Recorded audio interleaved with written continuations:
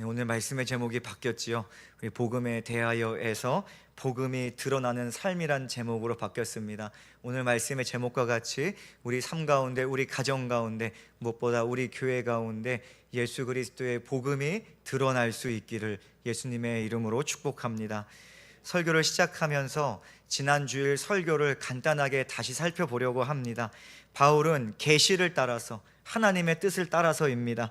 예루살렘에 가서 예루살렘 교회의 지도자들을 함께 만났습니다. 그리고 그들에게 자신이 선포하던 복음을 명확하게 제시했지요. 그리고 예루살렘 교회의 지도자들은 바울이 전하는 복음과 자신들이 전하는 복음이 같다는 것을 확인하고 인정을 했습니다. 이들 모두는 오직 예수 그리스도를 믿는 믿음으로 의롭다 함을 얻고 구원받는다는 진리에 동의를 했습니다. 즉 할례를 받고 여러 율법을 지켜야 구원받는 것이 아니라 십자가를 지심으로 율법의 마침이 되신 예수 그리스도를 믿음으로 구원받는다는 진리에 동의하고 함께 고백했다는 것이죠. 그래서 베드로는요 이렇게 얘기를 했습니다. 바울은 복음을 들고 이방인에게로, 그리고 자신은 복음 들고 할례자들에게로, 그것을 인정하면서 이제 서로에게 주신 사명을 인정하면서 친교의 악수를 했다는 것을 살펴보았습니다. 오늘 우리도 같은 복음을 믿고 고백하고 있지요. 그 복음이 주는 은혜를 우리 모두가 누리고 있습니다. 중요한 것은 그 다음 스텝도 너무나 중요합니다. 우리는 우리가 믿고 고백하는 예수 그리스도의 복음을 삶으로 드러내고 있습니까? 다시 말해서 여러분이 예수 그리스도를 믿는 사람이라는 삶의 모습이 보여지고 있습니까? 이것이 너무나 중요하죠. 우리가 그저 입으로만 복음 할 것이 아니라 우리의 삶으로 예수 복음이 드러나야 될 줄 믿습니다. 오늘 우리는 말씀을 통해서 예수 그리스도의 복음이 드러나는 삶에 대해서 함께 나눠보려고 합니다. 우리에게 예수 복음이 드러나려면 우리는 어떤 삶을 살아가고자 거룩한 수고를 해야 할까요? 어떤 삶을 살아가고자 또한 애써야 할까? 이번 한 주도 우리 모두의 삶에 우리를 새로운 피조물이자 하나님의 자녀가 되게 한 예수의 복음의 은혜가 드러날 수 있기를 예수님의 이름으로 축복합니다. 우리 첫 번째로 다룰 것은 복음이 드러나는 삶이란 사람보다 하나님을 의식하는 삶이라는 것이죠. 지난주에 설교의 배경은 어디였지요? 예루살렘이었어요. 오늘의 장소는 예루살렘이 아니라 안디옥으로 바뀌었습니다. 즉 갈라디아서 2장 1절부터 10절을 보면 바울이 베드로를 만나러 예루살렘으로 갔더라면 11절부터 21절 오늘 본문은요 게바, 누굽니까? 베드로를 말하는 것입니다. 게바, 베드로가 바울이 있는 안디옥으로 찾아왔다는 거예요. 장소의 이동이 있습니다. 그런데 오늘 본문을 보면 안디옥에서 긴장감을 일으키는 한 사건이 발생하는 것을 볼 수가 있어요. 11절을 보겠습니다. 게바가 안디옥에 이르렀을 때에 책망 받을 일이 있기로 내가 그를 대면하여 책망하였노라. 사실 누가 선배죠? 베드로가 선배입니까? 바울이 선배입니까? 베드로가 한창 선배입니다. 근데 지금 한창 후배인 바울이 뭔가를 책망하는 지금 사건이 일어나는 것입니다. 바울은 자신이 보기에 베드로가 무언가 그냥 넘어갈 수 없는 매우 중대한 잘못을 저지른 것처럼 이야기를 해요. 그 잘못이 무엇이었는지 12절에 나와 있습니다. 12절을 볼까요? 야고보에게서 온 어떤 이들이 이르기 전에 게바가 이방인과 함께 먹다가 그들이 오매 그가 할례자들을 두려워하여 떠나 물러가매. 이렇게 돼 있죠. 정황을 보니까 이방인과의 식사 교제 중에 어떤 문제가 발생했다고 볼 수 있어요. 사실 유대인들은 이방인과 교제를 율법을 범한 것으로, 죄를 범한 것으로 여겼습니다. 그러니까 이방인과 교제를 안 하는 거예요. 유대인들은 이방인과의 교제를 절대로 하지 않았습니다. 만약 하나님을 믿지 않는 이방인들과 교제를 하다 보면 어떠한 일이 벌어집니까? 그들의 우상 숭배와 악한 풍습에 참여할 수 있는 위험성이 있어요. 그래서 그들은 교제하지 않습니다. 또한 이방인은 율법에 명시된 이 음식법을 지키지 않습니다. 다시 말해서 어떤 음식이 정한 음식인지 어떤 음식이 부정한 음식인지 구분하지 않는 거예요. 성경은요, 이방인들은 율법과 상관이 없다고 말합니다. 율법이 주어지지 않았다는 것이죠. 그러니 이방인의 집에 들어가거나 그들과 식사를 하다 보면 어떤 일이 발생합니까? 잘못해서 율법이 정한 이 부정한 음식을 먹을 수도 있고, 더 나아가서 율법은 뭐라고 말합니까? 부정한 것을 닦기만 해도 부정하게 된다.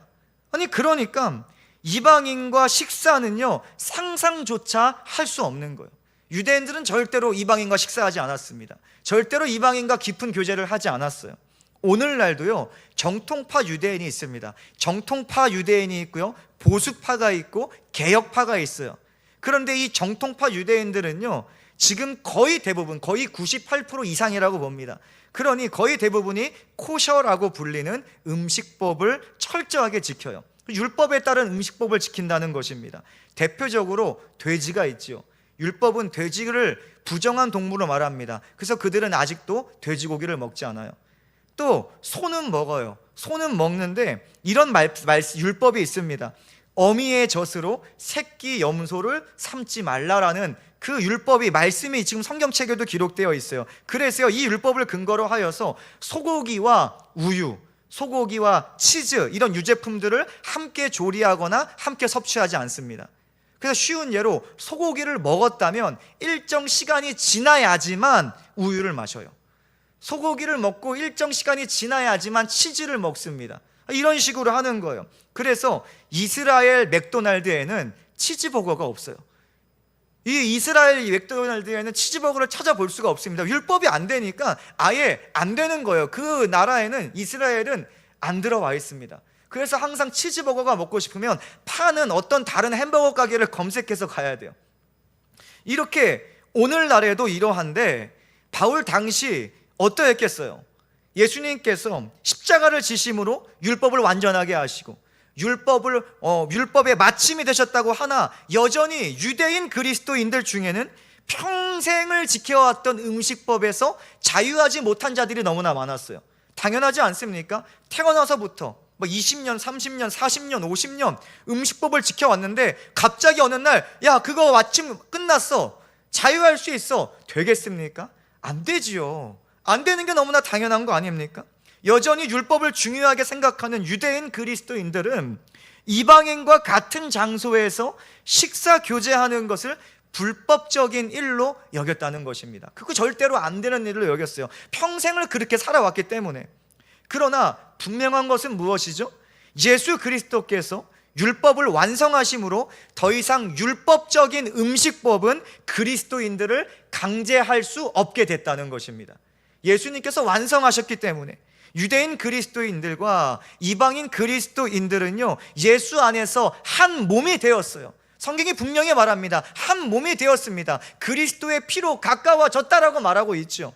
거룩한 교제를 할 수 있게 되었다는 것입니다. 베드로는 일찍이 이것을 피부로 경험했어요. 사도행전 10장을 보면 베드로가 환상을 봅니다. 하늘에서 그릇이 내려와요. 그런데 그릇 안을 보니까 부정한 동물, 율법이 정한 부정한 동물이 가득한 거예요. 근데 목소리가 들려요. 베드로야, 일어나서 잡아먹으라. 그랬더니 베드로가 율법을 지켜야 되기 때문에 잡아먹을 수 없습니다라고 이야기를 했어요. 그랬더니 하나님께서 깨끗하다 하신 것을 속되다 말라라고 말하면서 먹으라라고 말하는 거예요. 이런 일이 3번 반복됩니다. 다시 말해서 먹어라, 먹지 못합니다. 먹어라, 먹지 못합니다. 먹어라, 먹지 못합니다. 이러고 나서 이제 그릇이 하늘로 올라갔어요. 그 후에 이방인이었던 고넬료가 보낸 사람들이 베드로를 찾아왔어요. 베드로는요, 그들을 따라 이방인 고넬료의 집에 찾아가서 그 이방인의 집에 들어가게 됩니다. 고넬료를 만난 베드로가 이렇게 말해요. 사도행전 10장을 보니까 유대인으로서 이방인과 교제하며 가까이 하는 것이 위법인 줄을 너희도 알거니와. 이거는 잘못된 거라고 얘기하는 거예요. 그런데 하나님께서 내게 지시하사 아무도 속되다 하거나 깨끗하지 않다 하지 말라 하시기로 부름을 사양하지 아니하고 왔노라. 그 환상의 의미를 이제 알기 시작하는 거죠. 고넬료는요, 그 베드로의 말에 왜 자신이 베드로를 불렀는지 다 이야기합니다. 그것을 듣고 난 후에 베드로가 이방인 고넬료의 집에서 모여있는 이방인들에게 유대인으로서 이방인들에게 그 불법인 줄 알지만 복음을 전하기 시작하는 거예요. 예수의 복음을 전할 때에 놀랍게도 말씀을 들을 때에 그 자리에 성령이 임한다고 성경은 말하고 있습니다. 그러니까 이방인들에게 성령이 막 임하기 시작하는 거예요. 그래서 말씀 듣는 이방인들이 방언을 하기 시작하더니 하나님을 찬양하기 시작했어요. 그것을 베드로가 보았고 베드로와 함께했던 할례 받은 신자들이 보았다라고 성경은 말하고 그들이 매우 놀라워했다고 당시의 정황을 우리에게 보여주고 있습니다. 그러니까 이들이 굉장히 놀랄 수밖에 없는 거예요. 이야, 예수의 복음의 은혜가 이방인에게도 부어지고 그들도 믿음으로 구원받게 되는구나, 이것을 보게 된 거예요. 다시 말해서 베드로는 이방인에게도 차별 없는 예수 그리스도의 복음을 경험했다는 것입니다. 하나님께서 예수로 말미암아서 유대인과 이방인 사이에 막힌 장벽을 허무신 것을 피부로 경험하게 됐어요. 베드로가 이것을 경험했다는 거예요. 오늘 본문으로 돌아와서 베드로는 차별 없는 복음, 율법을 완성한 복음을 알았습니다. 경험했잖아요. 이미 경험했기 때문에. 그래서 안디옥에서 아무런 부담감 없이 이방인 그리스도인들과 식사 교제를 하고 있었어요. 전혀 부담감이 없지요. 베드로에게 이방인을 향한 그 어떠한 장벽도 없었어요. 민족적 장벽이 없었다는 것입니다. 왜? 예수님께서 허무셨기 때문에. 하나님께서 허무셨던 것을 자기가 고넬료의 집에서 경험했기 때문에 알았어요. 그런데 문제는 그때 발생합니다. 그때 예루살렘 교회에서 사람들이 왔어요. 그런데 12절을 보니까 이들을 할례자들이다라고 말합니다. 할례자들, 즉 여전히 율법에 굉장히 민감한 생명처럼 여기는 유대인 그리스도인들이, 율법주의 그리스도인들이 그곳을 방문한 거예요. 베드로도 그들이 오는지 몰랐어요. 근데 방문을 해요, 갑자기. 이들은요, 여전히 이방인과의 교제를 찬성하지 않는 자들, 그거 불법이다라고 말하는 자들이었습니다. 베드로는 예루살렘 교회의 지도자였잖아요. 그러니까 그 사람들이 어떤 사람인지 너무나 잘 알고 있었어요. 그들이 율법을 어떻게 중요하게 여기는지 잘 알고 있었어요. 그래서요, 베드로는 자신을 비롯하여 여러 유대인 그리스도인들이 이방인 그리스도인들과 한 식탁에서, 한 집에서 식사를 하고 있는 것을 그 율법주의 그리스도인들이 보게 된다면 그들로부터 큰 비난을 받고 또한 교회에 큰 분쟁이 일어날 것을 염려했습니다. 그것을 알았다는 거예요. 그래서 베드로는 굉장히 당황한 것 같아요. 갑자기 이방인 그리스도인들과 아무 허물 없이 밥을 먹다가 식사 도중에 그 자리를 떠나버리는 거예요. 밥 먹다가 갑자기 사라져 버렸어요. 바울은 14절에서 이런 행동을 복음적이지 않다라고 분명히 비판을 했습니다. 14절을 보니까 그러므로 나는 그들이 복음의 진리를 따라 바르게 행하지 아니함을 보고, 복음의 진리처럼 행동하지 않았다는 것입니다. 바울은 베드로가 도망했다는 것 그 자체가 그의 의도가 어떻게 되든 상관은 없어요. 도망했다는 것 자체가 예수께서 율법의 마침이 되시지 않았다고 말하는 것과 같다고 보고 있는 거예요. 복음 부정하는 것과 같다고 보고 있는 것입니다. 뿐만 아니라 그 행동이 하나님보다 사람의 눈치를 더 보는 위선적인 행동이라고 판단한 것입니다. 입으로는 정말 복음이 이방인과 유대인 사이의 벽을 허물었다고 말하면서 행동은 아닌 거잖아요. 그냥 위선적이다라고 비판하는 것입니다. 바울이 지적하는 것처럼 베드로의 행동은 복음적이지 못했어요. 잘못됐다는 것이죠. 베드로는 하나님께서 장벽을 허무셨다는 것을 알았어요. 알면서도 사람의 눈치를 보고 피했다는 거예요. 사람의 눈치 때문에. 그래서 베드로를 시작으로 그 자리에 있던 다른 유대인들이요, 하나둘씩 자리를 뜨기 시작하는 거예요. 얼마나 그 자리가 민망했을까요? 심지어 바나바는 그렇지 않을 줄 알았어요. 바나바는 야 그거 아니잖아 이렇게 말할 줄 알았는데 바나바도 유혹되었다라고 성경은 말하고 있습니다. 이것은 하나님께서 허무신 유대인과 이방인 사이의 장벽을 다시 세우는 행위였어요.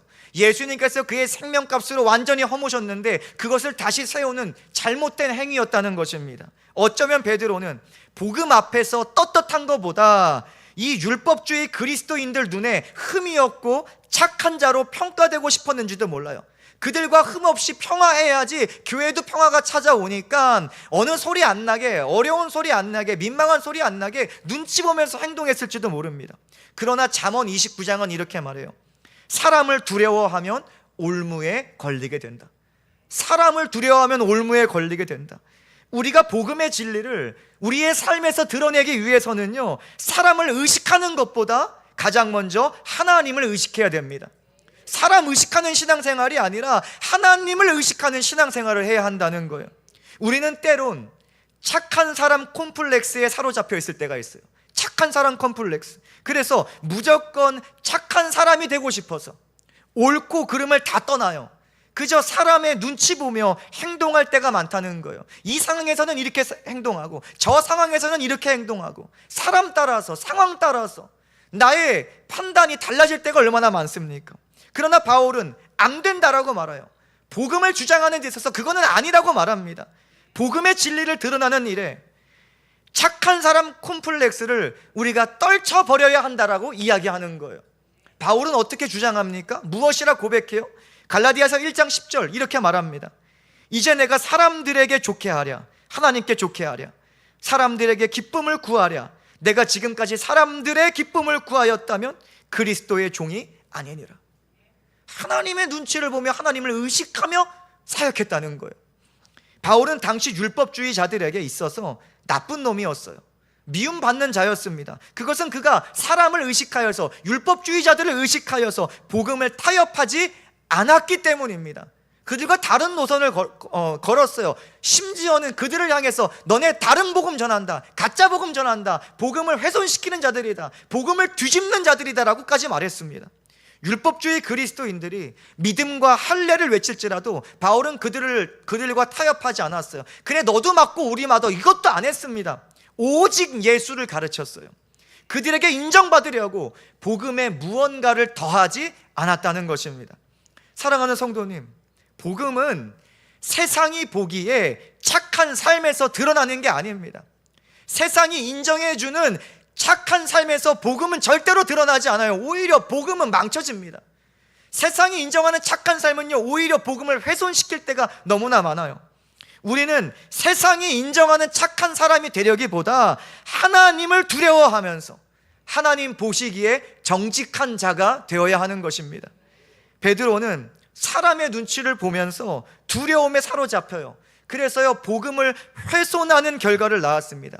율법주의자 그리스도인들과 마찰을 피하기 위해서 복음을 훼손한 거예요. 두려움에 사로잡혔다고 하나, 실수였다고 하나, 어쨌든 그의 행동으로 인해서 예수의 대속의 죽음의 흠이 뭔가 갔어요. 잘못된 그 흠이 갔다는 것입니다. 물론 이것은 순간적으로 올라오는 당황과 두려움이라는 감정에 베드로가 휩싸였기 때문일 거예요. 그만큼 베드로도 완벽한 자가 아니에요. 그만큼 연약하잖아요. 여러분, 우리는 어떻습니까? 우리도 베드로와 같이 연약한 성도들입니다. 순간적인 감정에 휩싸여서 하나님보다 사람 의식하고 상황 의식하고, 그래서 사람 눈치 보면서 복음적이지 못한 행동을 할 때가 얼마나 많이 있습니까? 그렇기 때문에 매 순간 우리에게 성령의 도우심이 필요한 거예요. 그렇기 때문에 우리가 연약하기 때문에 우리의 지혜로, 우리의 의지로 우리가 잘 복음적인 선택을 하지 못할 때가 너무나 많기 때문에 성령께서 필요한 것입니다. 우리가 상황과 사람이 아니라 우리 안에 거하시는 성령께 휘둘려야지 우리는 복음을 훼손하지 않고 복음을 드러내는 삶을 살아갈 수 있는 거예요. 성령께서 우리를 주장하셔야지 우리가 하나님 앞에 정직한 삶을 살아갈 수 있는 것이고, 하나님과 사람 앞에 당당한 삶을 살아갈 수 있게 되는 것입니다. 여러분, 이번 한 주도 하나님 앞에 이 정직한 삶을 살아가기 위해서 성령을 구해야 돼요. 성령께 지배받아야 돼요. 이 일을 위해서 기도해야 되는 것입니다. 기도하지 않으면 성령의 지배를 받지 못하는 거예요. 여러분, 우리가 힘써 기도할 수 있기를 예수님의 이름으로 축복합니다. 이것이 신앙생활의 능력이에요. 기도라는 것이 신앙생활의 능력입니다. 기도를 잃어버리는 순간 우리는 세상과 구별되지 않는 삶을 살아갈 수밖에 없어요. 복음을 훼손시키는 삶을 살아갈 수밖에 없는 것입니다. 더 나아가 하나님 앞에 당당하기 위해서 오직 그리스도의 말씀을 따라가야 됩니다. 그런데 말씀을 펴야지 우리가 따라갈 수 있는 거 아닙니까? 이번 한 주도 우리가 기도하고 하나님의 말씀을 펴고 묵상해서 정말 복음이 우리 삶 가운데 드러날 수 있기를 예수님의 이름으로 축복합니다. 그래서 바울과 같이 나는 하나님의 기쁨을 구하며 살았다. 나는 하나님의 기쁨을 구하며 살았다. 이 놀라운 믿음의 고백이 우리 모두에게 선포될 수 있기를 예수님의 이름으로 축복합니다. 두 번째로, 복음이 드러나는 삶이란 예수 그리스도와 연합하는 삶이다라고 말할 수 있습니다. 베드로는 예수님께서 세우신 사도지요. 그렇죠? 사도였어요. 교회의 지도자였습니다. 굉장한 권위를 갖고 있던 자예요. 그냥 예루살렘 교회만 권위 있는 자가 아니라 예루살렘 교회가 모든 교회의 시작점 아닙니까? 그러니 그 교회 지도자라는 것은 이제 앞으로 세워질 모든 교회의 모범이 되고 엄청난 권위를 갖는다고 볼 수가 있어요. 지금도 천주교에서는 그 일대 교황이 누구라고 말해요? 베드로라고 말하잖아요. 그러니 그럴 정도로 권위 있던 자가 베드로였는데, 그런데 베드로가 이방인 그리스도인들과 식사하다가 할례자들을 보고 도망쳐요. 그 권위 있는 베드로가 도망쳐버려요. 그러니 그 파급력이 어떻게 했어요? 성도들이요 혼란스러워하기 시작하는 거예요. 얼마나 혼란스러운지 몰라요. 아니, 사도 베드로가 왜 자리를 떴지? 왜 도망쳤지? 예수님께서 유대인과 이방인의 장벽을 허무신 게 아니었어? 자꾸만 막 이제 혼란스러워하기 시작한 거예요. 아니, 구원 받으려면은 할례 받아야 하는 게 맞는 거야?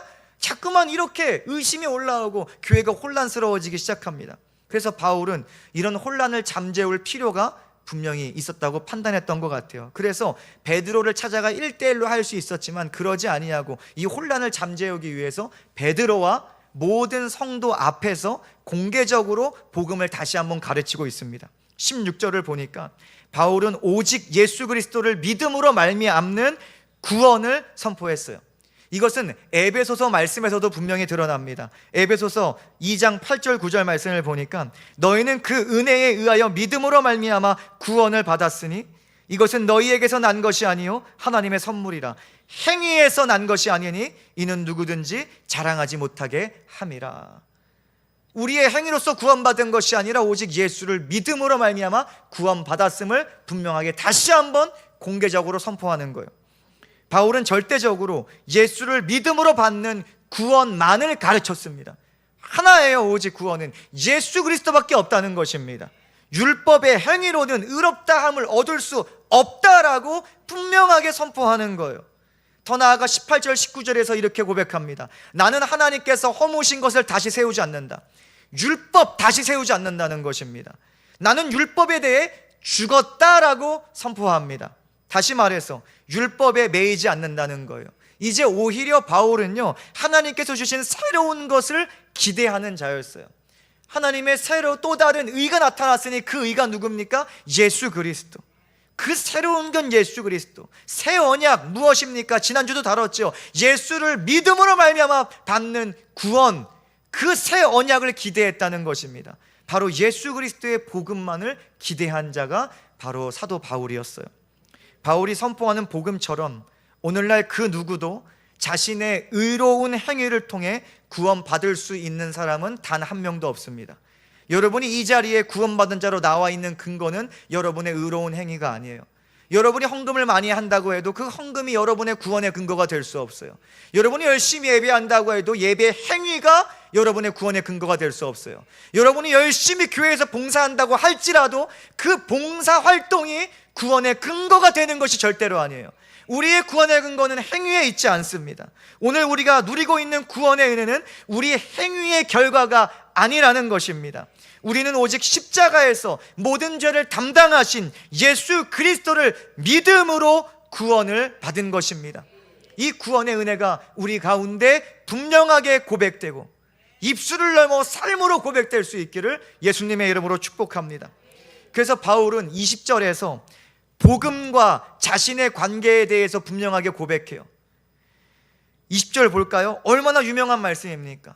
교회의 암송대회 때마다 출연하는 말씀이 바로 이 말씀이고, 얼마나 많은 본문 이 말씀으로 목사님들이 설교했는지 몰라요. 내가 그리스도와 함께 십자가에 못 박혔나니 그런즉 이제는 내가 사는 것이 아니요 오직 내 안에 그리스도께서 사시는 것이라.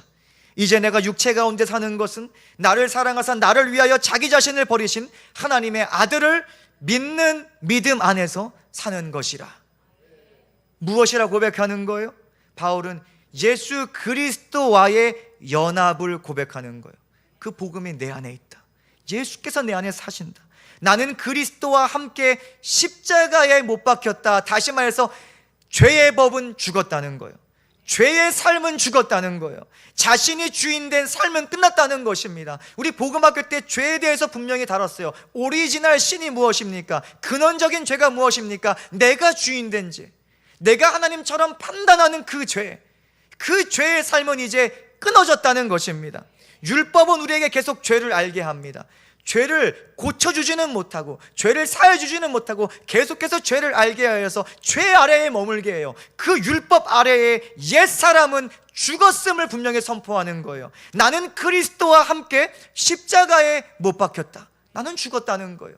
나의 옛사람은 죽었다는 것입니다. 그리고 말합니다. 오직 내 안에 그리스도께서 사신다. 즉 부활하신 주님이 자신 안에 사신다라고 고백하는 것입니다. 예수 부활 생명으로 충만하게 되었다는 거예요. 이제는 자신 안에 예수의 새 생명이 넘친다는 것입니다. 또한 예수께서 자신의 주인으로, 자신의 왕으로 자신과 함께하고 있다는 거예요. 이것이 그냥 문자적으로 끝나는 것이 아니라 그 예수께서 실제적으로 내 안에 거하신다라고 고백하는 것입니다. 여러분, 예수님께서 정말 실제적으로 여러분을 주장하고 계십니까? 예수님 살아 계십니다. 성령을 통해 여러분의 심령 가운데 거하고 계십니다. 여러분은 날마다 예수 그리스도와 동행하는 자들이라는 것을 기억할 수 있기를 축복합니다. 다시 말해서 이제 바울이 고백하는 것은 나는 하나님께서 예수 안에서 성령으로 지으신 새 사람으로 살아간다는 믿음의 선포를 하고 있다는 거예요. 이것을 줄여서 말한다면 나의 옛사람은 죽었고 나는 옛사람을 벗어버리고 이제는 새 사람으로 살아간다. 이 믿음의 고백이라 말할 수가 있겠습니다. 부활하신 주님을 만난 후에 바울은 더 이상 자기를 의지하며 살아가지 않아요. 그동안 얼마나 자기를 의지했어요. 자기가 할 수 있는 자기의 모든 것을 총동원하였어. 정말 잘못된 결과에 이뤘던 사람이 바울이었지만, 그러나 주님을 만난 후에는 오히려 그는 자기 자신을 날마다 십자가에 못 박는다고 고백을 해요. 그래서 갈라디아서 5장에 가면 이러한 결론을 내립니다. 그리스도 예수의 사람들은 육체와 함께 그 정욕과 탐심을 십자가에 못 박았다. 자신을 날마다 십자가에 못 박는다는 거예요. 날마다 옛사람과 결별한다는 것입니다. 그리고 성령을 따르는 새 사람으로 살고자 바울이 날마다 거룩한 발버둥을 쳤다는 거예요. 육신을 따르는 것이 아니라 성령을 따르고자, 하나님의 말씀을 따르고자, 복음을 드러내고자 날마다 기도하고 수고했던 사람이 바로 사도 바울이었습니다. 이와 같이 나는 죽고 예수와 합하여 사는 자, 예수의 부활 생명으로 충만하여 새 생명 얻은 자, 예수와 연합한 자의 삶에서 예수 그리스도의 복음이 드러나게 되는 것입니다. 오늘날 우리에게도 바울과 같은 복음을 믿는 자의 고백이 필요합니다. 어떤 고백일까요? 나의 옛사람은 십자가에서 죽었다. 여러분, 이런 고백을 하셔야 돼요. 나의 옛사람은, 육신을 따라가던 사람은 죽었다. 나는 오직 믿음으로 사는 자이다. 여러분, 나는 예수 부활 생명으로 충만하다. 나는 이제 새로운 피조물이다. 나는 하나님의 자녀라는 놀라운 고백이 날마다 우리 가운데 선포되어야 할 줄 믿습니다. 성경은 계속해서 우리 각자를 향해서 십자가를 지라라고 선포합니다. 계속해서 가르치는 거예요. 십자가를 져야 한다. 예수님께서도 말씀하셨지요. 나를 따라오려거든 누구든지 자기 십자가를 지고 따라와야 된다. 십자가를 지라는 거예요. 그런데 오늘날 얼마나 많은 성도들이 자신을 십자가에 못 박는 신앙생활을 하며 교회 앞에 나옵니까? 얼마나 많은 성도들이 자신을 십자가에 못 박고 있을까요? 신앙생활 하는 거 그 모양은 보이는 것 같아요. 그러나 얼마나 많은 성도들이 자신을 십자가에 못 박을까요? 얼마나 많은 성도들이 자기를 부인하고 예수와 연합하고 예수 따르는 신앙생활하고 있을까요? 성경은 나 자신이 십자가를 져야 한다고 말해요. 내가 죽고 예수가 사셔야 한다고 말합니다. 내가 죽어야 한다고 그렇게 말하지만 우리는 자꾸 많은 경우에 옆 사람을 가리킬 때가 얼마나 많습니까? 성경은 내가 십자가를 져야 한다고 말하는데 우리는 너가 십자가를 져야 한다고 말해요. 그래서 옆 사람을 십자가에 못 박으려고 합니다. 너가 죽으면 하나님께서 영광 받으실 거야. 너가 죽어야 우리 가정에 살고, 너가 죽어야 우리 직장에 살고, 너가 죽어야 우리 교회가 사는 거야. 자꾸만 내가 아니라 너가를 외치고 있는 우리의 연약함을 발견하게 되죠. 저도 지난 40일 금식 기도 때 제가 저의 목회 철학을 한번 말씀드린 적이 있어요. 저의 목회 철학은 지금도 변하지 않고 앞으로도 변하지 않을 것입니다. 저의 목회 철학의 제일 우선순위는 목사가 죽어야 교회가 산다입니다. 제가 죽어야 교회가 산다. 내가 죽어야 하나님 앞에 우리 교회가 올바르게 설 수 있다. 저의 목회 철학은 항상 이거기 때문에 항상 하나님 앞에 죽고자 합니다. 그러나 우리도 이것을 기억해야 돼요. 너가 아니라 내가입니다. 성경은 항상 너가 아니라 나를 말하고 있어요. 내가 십자가에 못 박히면 가정이 살게 되는 것이고, 내가 십자가에 못 박혀야지 교회가 살게 되는 것입니다. 내가 예수와 연합하면 세상에 복음의 빛이 비춰지게 되는 것입니다. 자꾸 옆 사람을 통해 예수 드러내려고 하지 마세요. 나를 통해 예수를 드러내야 하는 것입니다.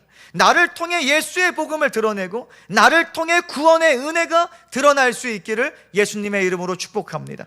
이번 한 주도 율법 아래의 옛사람은 십자가에 못 박혀 죽고 이제는 은혜 아래의 새 사람으로 살아갈 수 있는 하나님의 백성이 될 수 있기를 예수님의 이름으로 축복합니다. 말씀을 정리합니다. 우리는 입으로만 복음 할 것이 아니라 삶으로 복음을 드러내야겠죠. 그렇기에 우리는 복음이 드러나는 삶을 말씀을 통해 배워야 돼요. 복음학교 때도 계속해서 강조하는 것은 온전한 지식이 있어야 온전한 믿음으로 이어진다는 거예요. 온전한 지식이 없으면 온전한 신앙생활을 할 수 없어요. 그래서 제가 사실 이 사역을 굉장히 일찍 하나님께서 시키셨습니다. 20살 때부터 전도사 타이틀을 가지고 한 교회에서 사역자로, 교역자로 이렇게 벌써 21년째입니다. 그런데 제가 이렇게 사역자로 지내오면서 참 많이 본 것은 10년 생활하든 20년 신앙생활하든 30년 신앙에서 무슨 직분을 받고 권사 직분이 있고 장로 직분이 있든 참 신기한 것은 복음에 대해 모르는 사람들이 얼마나 많은지 몰라요. 복음을 모르는 거예요. 여러분, 그런데 참 아이러니하죠. 복음을 모르는데 어떤 신앙생활을 할까요? 온전한 지식에서 온전한 믿음이 나오는 거예요. 성경이 이것을 분명히 전하고 있어요. 온전한 복음에 대한 지식이 없으면요, 그것이 온전한 믿음으로 자라갈 수가 없어요. 잘못된 믿음으로 자라나는데 대체 어떤 신앙생활을 하는 것입니까? 여러분, 우리가 복음을 모른다면 우리가 지금 드리는 이 예배도 혹시나 너무나 위험할 수도 있어요. 온전한 복음이 우리 가운데 세워지려면 여러분, 계속해서 복음을 배워야 되고 복음을 알고자 우리가 수고해야 한다는 것입니다. 그리고 그 배운 말씀을 통해서 그렇게 살아가고자 거룩한 수고를 해야겠죠. 제가 몇 번 말씀드린 것 같아요. 이 컵을 기울이면 그 기울이는 쪽으로 물이 쏟아지는 것처럼 우리의 심령을 하나님께 기울일 때 우리의 삶이 하나님께 쏟아지게 될 줄 믿습니다. 이 일을 위해 먼저 우리는요, 세상에서 인정받기보다 하나님 앞에 정직한 삶을 살아가야 돼요. 하나님을 의식하며 살아가는 자, 여러분, 하나님을 의식하며 살아갈 때 그때 복음은 드러나게 되어 있는 거예요. 또한 우리는 날마다 옛사람을 십자가에 못 박고 거룩한 거듭난 새 사람으로 살아가야겠죠. 날마다 예수와 연합할 때 그 삶에서 복음이 드러나게 되는 거예요. 이번 한 주도 하나님의 말씀을 붙들고 성령을 의지하며 살아갈 때 예수 그리스도의 대속의 거룩한 향기가 우리 삶에서 드러나게 될 줄 믿습니다. 제가 미국에 처음 유학 갔을 때 방을요, 학교 그 기숙사 방을 이 2명의 흑인 친구들과 농구하던 농구부 친구들과 썼어요. 3명이서 썼는데 이런 말을 들었어요. 어떤 한 저보다 먼저 와 있는 한국 전도사님이 외국 애들은 김치 냄새 이런 거 싫어한다고. 그래서 제가 한 달 동안 했던 게 뭔 줄 아세요? 한 달 동안 치즈만 먹었어요. 한 달 동안 치즈만 먹었더니 어느 날 수업하는데 한국 전도사님이 저한테 이러는 거예요. 전도사님한테서 치즈 냄새 너무 많이 나요. 그러는 거예요. 치즈만 먹었더니 저절로 치즈 냄새가 나더라고요. 여러분, 여러분의 인생을 하나님의 말씀으로, 기도로 계속해서 채워 넣으세요. 그러면요, 의도하지 않아도 저절로 예수 복음의 향기가 드러나는 거예요.